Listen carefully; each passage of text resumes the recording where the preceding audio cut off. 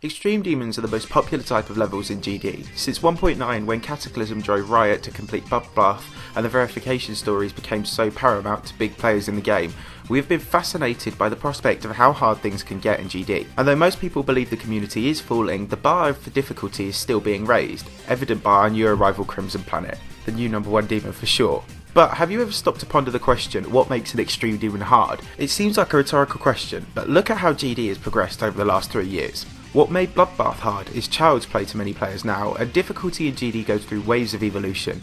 If you actually stop to consider how gameplay that makes Extreme Demons has changed, it makes for some very interesting reading. So that's what we're going to be looking at today, the evolution of Extreme Demon gameplay. I suppose this is a little taster for my difficulty paradox video, which I promised a long time ago, but I'm still trying to summarise in a way that will make an interesting video. So for now, let's just journey back a bit through GD's history, as we've done from so many perspectives, but this time from an Extreme Demon perspective. For the sake of being succinct in timekeeping, I'm going to skip over all the updates from 1.1 and 1.5 very quickly. GD's levels were much less varied back then, and so what defines an Extreme Demon isn't really worth talking about now, so I'll just give a brief overview. For the most part, the hardest levels were hacked ones, things like Ice Carbon Zust and Son's original Hell levels. The main element of difficulty here was tough flying and extremely hard hacked jumps, although in my opinion this doesn't really count as evolution because it defeats the purpose of new players adapting to form skills over time for levels if the levels are hacked. Moving forward, especially in 1.4 and 1.5, new difficulty aspects came from using the vehicles and customizations, e.g. mini mode and the UFO. Keep in mind that the new vehicle of each update is being used for difficulty, as this principle is something we will be revisiting. On to 1.6, our main, so to speak, Extreme Demons are still being hacked, but they are starting to evolve. Whereas Son's levels didn't really have much depth or craftsmanship, levels like Alphabet X and Ice Carbon Diablo X were of some interest to players as they offered more diverse and difficult gameplay, which would lead to their eventual completion. With things like Ice Carbon Diablo X, we had tough timings and the earliest instance of straight flying, which would reach down the updates to inspire things somewhat in 1.9 thanks to Riot. Again, there's not a whole lot to say about this update, it develops more in 1.7. In 1.7, difficulty development starts to become more tangible by means of actual flagship levels that change the game. For 1.7 I have two good examples, the first being To the Stars by Aeon Air. Before the days of the second level I'll talk about here, To the Stars were one of the hardest levels that had ever been made. Of course, in those days it was hard to measure difficulty as they didn't have the demons list, and there were still so many hacked levels getting rated that there was a huge divide in GD between the possible and impossible rated demons.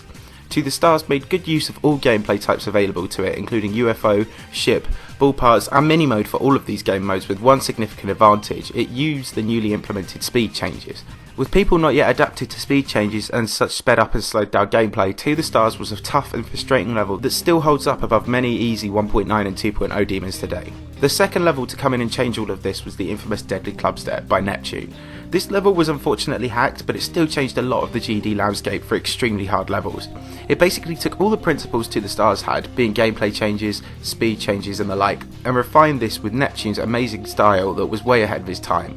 Deadly Clubstep was one of the first flagship demons to make a lot of use of memory parts too, with loads of fakes and blind jumps. This went on to be one of GD's hardest levels well into 1.9 and stayed in the minds of the community for even longer than that.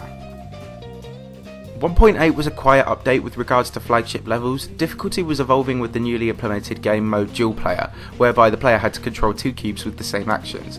This started to manifest itself slowly and was one of the hardest game modes, but the 1.8 update was fairly short-lived, so it would have had more of an impact in 1.9. There are two levels to consider here though, the first being Red World. As we've discussed over and over in recent videos, Red World used to be considered the hardest level ever, because it introduced a lot of new concepts. While the Swing Copter wouldn't become a hard game mode used often until around 2.0, it introduced it to a community that had barely even learned to master symmetrical duels, hence this became an extremely fabled level. But a 1.9 update rendered one of the blocks unusable and made the level impossible in normal mode. The next level to consider is yet another Neptune project, with Neptune being such a key player to GD for a long time. It's Necropolis. While this didn't introduce any duels in 1.8, it used speed changes in a much more advanced way than Deadly Clubstep and introduced one of the first purpose-built timing demons. Before, hack jumps created timing challenges, but this was meticulously crafted so that it was all about your timing and timing your jumps and flying. This again stayed on the demons list for a long time. Timing would go on to be developed somewhat in 1.9, but as a game mode spanned over each update with consistently difficult timing levels, so we'll be revisiting that in different sections of the video. Now with 1.9 we start to see this multi-type gameplay branch off into individual specialised levels with one overriding game mode. In 1.9 a weird thing happened. Difficulty went down 3 different roads and then rejoined at the end of the update. You'll see what I mean in a second. The first difficulty diverge was into wave-based levels. Duels tailed off with things like Ditch Machine, and the new game mode was being snapped up by numerous creators and was becoming hard to master for most. Our first big flagship wave level was Decode, created by Wreckage, the first victor of Deadly Clubstep. And this level has gone down in history as getting much easier and much quicker thanks to the mastering of the wave. Following this we had a much bigger advancement in wave levels, the 9 Circles series. Thanks to Zobros, 9 Circles levels quickly became a viral trend which both created hard wave levels and dramatically improved the community's wave skills. Meanwhile, another route the levels were taking was through memory demons. With the 1.9 editor came a lot of decoration opportunities, and hollow block designs allowed us to create fakes and memory levels like never seen before. A great example of this is Theory of Firepower, a level that exploded in popularity, becoming such an infamous memory challenge. We also had the likes of Chaotic Hell and Stalemate, but this trend would die fast in 1.9 and 2.0. The final of the 3 tangents created in 1.9 was timing, and this was also propelled by Zobros. Timing had not yet received its own classification as there were so few recognisable timing levels, but Zobros changed all these things with Acropolis, and given the entire level was at 0.5 times speed, people started realising timing was its own category of difficulty. Timing would become an undeveloped type, and so many timing levels from then on would be very clearly relying on Acropolis for inspiration. As I said earlier, these gameplay types would go off in their own direction but come back together at the end of the update. Levels like Galactic Fragility and Ultraviolet mixed wave, memory, ship and timing, albeit in a much less developed way than we see today. This continued through big mega collabs until Bloodbath came along. This was the ultimate skills test, propelled by the community's greatest player, Riot, in his skill that no one could match, straight flying.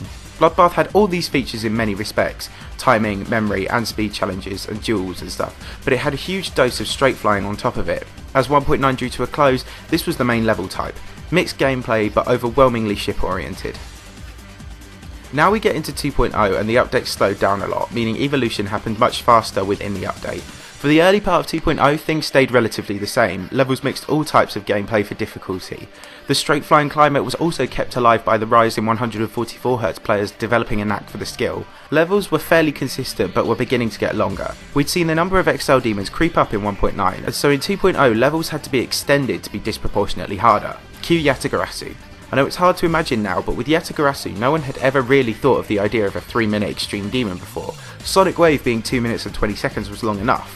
But Yatagarasu added this way of thinking to the community, and rival creators soon followed suit when we got our first look at Bloodlust and its extension thanks to Bloodbath vs Victor Quasar. Levels were gradually getting longer to be harder in the 2 months that followed, until round about 2 years ago when Crazy Man 50 stunned the community by verifying Phobos.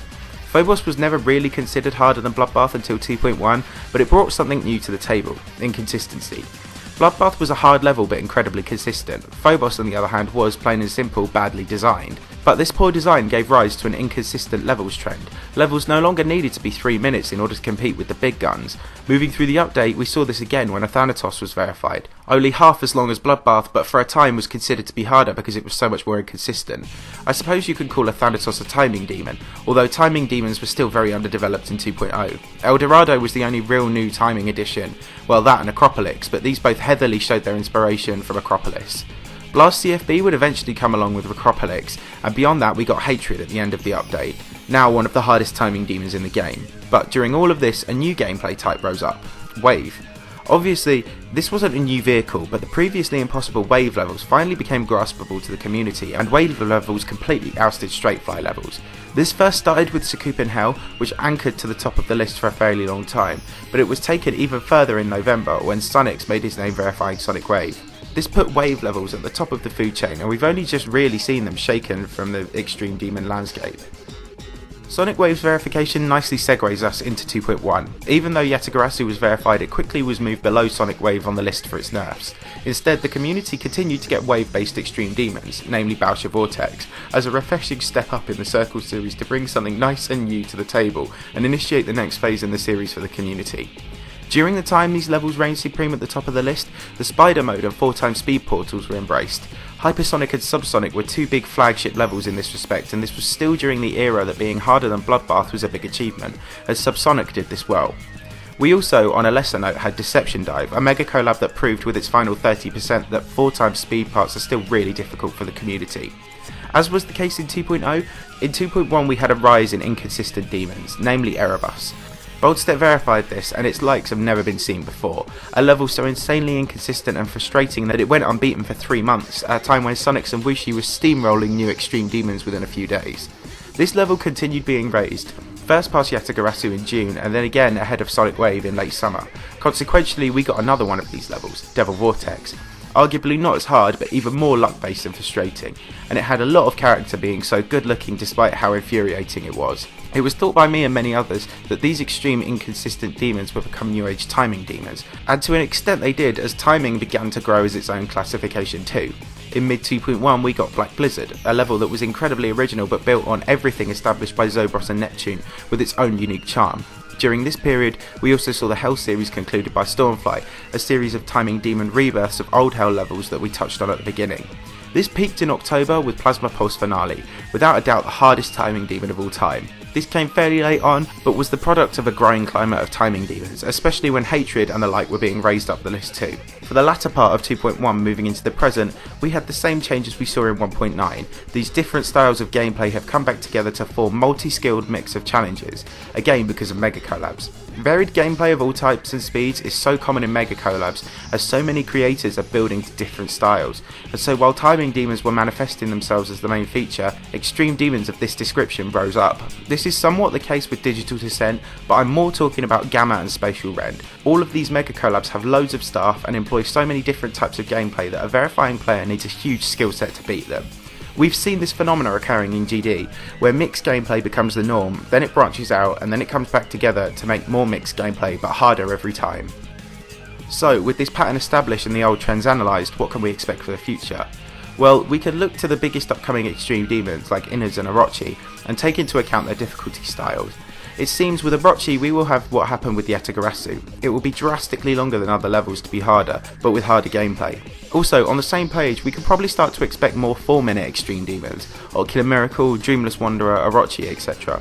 From Innards' perspective, it looks like this will take the same path as Erebus, Phobos, and the demons that were shorter but more inconsistent. Levels like this, kind of like Crimson Planet really, are shorter but have much harder gameplay concentrated into them. This will be crowned by Tartarus. At the moment I can't see a single game mode becoming the main focus, that is unless the 2.2 floating ball vehicle is a swing copter, in which case we could see a revival of that. It's also worth mentioning that 2.2 will probably change the landscape too. We've never really had things like camera controls, time warp triggers and random triggers, so it can be hard to forecast. So for that I'm going to wrap it up there and leave you to decide. What do you think will prevail in the future of extreme demons? How do you think they will end up developing? Be sure to let me know your thoughts and feelings in the comments. I thank you very much for watching and I hope you did enjoy the video. If you did, please smash that like button, and if you could subscribe then it would really help me out. Thanks a lot guys, I'll see you all soon.